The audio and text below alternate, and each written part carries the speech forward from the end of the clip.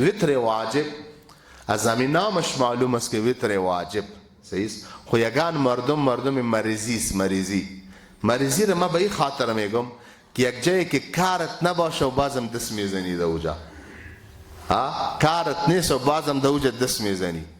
هدف چیست؟ که چطوری مردم مشوش باشن، این مردم یک تشویش در بینش انداخته شود که مردم پریشان باشن.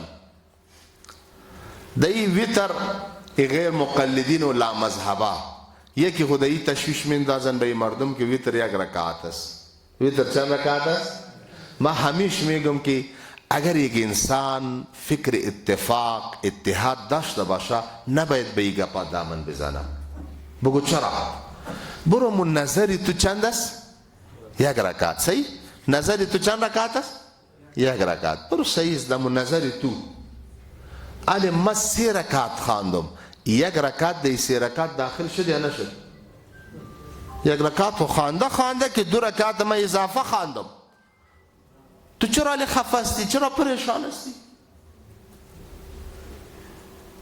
در حقیقت پریشانی تو به گپ دگه است.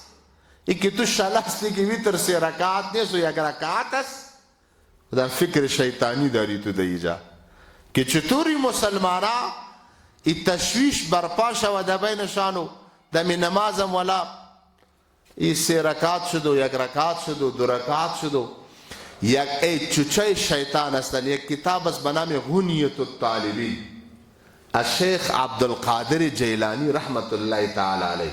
او یک روایت آورده میگه یک روز شیطان تخم داد و 7 تا تخم داد یا 4 تا تخم داد و بس سرزو 6 تا وزو تخمات چوچه پیدا شد و هر چوچه را نام مانده رفت. این چوچه دومش نام مان حدیث. نام مان چی؟ حدیث. گو وظیفه تو چیز؟ وظیفه ازی ایره وظیفه داد که تو رهبر شدی و کل لشکر تو چوچه تو که چقدر پیدا میشن. وظیفه ازی شیطان داد که تو دی نمازا مسلمانه را وسوسه و تشویش انداخته برو. در نماز استاد استی ولا چند خواندم؟ 2 رکعت خواندم یا 3 خواندم؟ در نماز استاد شدی فکرت میره به دکانداری، فکرت میره به چکر زدن، فکرت میره در جنجال و در یگان گپای دگه. این شیطان هست که دمی نماز به تو وسوسه انداخته میره. این چوچه شیطان هست. خوی شیاطین 2 قسم، شیاطین الانس والجن. شیاطین الانس شیطان های انسی و جنی. یکی گپ تحقیق است که یک عالم است ریسرچ میکنه و تحقیق میکنه و درس و تدریس داره، موضوعات تحقیق میکنه و گپ جداست. تا مردم عام یک تشویش برپا ساختن که 3 رکعت نیست، ای بدعت است. یک رکعت یک ساده یک دلیل برتان بگویم. در حدیث میں پیامبر ما صلی الله علیه و سلم زمانی که وتر میخوان در رکعت اول سوره اعلا میخوان، سبح اسم ربک الاعلا. در نماز جمعه که ما میخوانم، در نماز جمعه سنت از رسول الله مبارک در حدیث می آیا که در رکعت اول سبح سوره اعلا میخوان، در رکعت دوم سوره غاشیه میخوان. هل اتاک حدیث غاشیه. در وتر واجب از رسول الله مبارک صلی الله علیه وسلم نقل است که در رکعت اول سوره اعلا میخوان، در رکعت دوم قل یا ایها الکافرون میخوان، در رکعت سوم سوره اخلاص قل هو الله احد میخوان. این 3 رکعت در هر 3 رکعت میخوان. این 3 سوره در 3 رکعت. علی بگو چند رکعت شد؟ 3 رکعت. بسیار دلیل واضح، بسیار دلیل ساده. 3 سوره را آمده که رسول الله مبارک دا وتر میخوان 3 رکعت. ناق تشویش برپا ساختن. الله هدایت شان کنه، آمین بگوین. بعض یگان گپ دیگه میکشن که کسی میگه سنت است و کسی میگه واجب است، واجب نیست فلان فلان. گفتم که این موضوعات نباید با یک نفری که در این معلومات کافی نداشته باشه بجایزی که تو او را یک فایده برسانی، او را در یک شر رو برو میسازی، تو او با تشویش میشه، پریشان میشه که والا ملا صاحب ما خود یک عمر میگفت که واجب است، علی فلانی ملا صاحب یا فلانی انجینر صاحب و دکتر صاحب گفت که والا واجب نیست سنت است. مشوش شد یا نشد؟ پریشان شد. گپ کدام ملا صاحب ما بگیریم؟ این گپا زیاد هست.